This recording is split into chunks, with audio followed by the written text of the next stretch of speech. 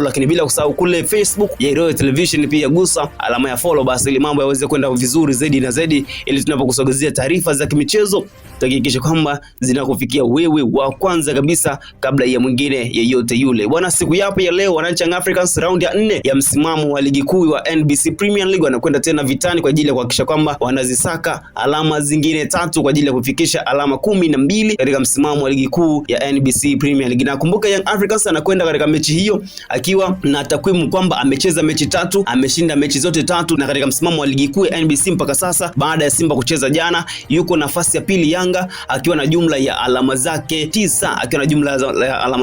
katika michezo mitatu aliyoicheza na hajapoteza mchezo hata mmoja, na kila mechi amefunga mabao yaliyo mengi kweli kweli. Mechi ya mwisho tunakumbuka amefunga mabao 4 dhidi ya Coastal Union, mechi ambayo imeisha kibabe kweli kweli wakiwa wameondoka na mabao 4. Kwa hiyo Pamba Jiji ana kibarua kikubwa sana, Pamba Jiji ana kibarua kikubwa mbele ya Young Africans katika mchezo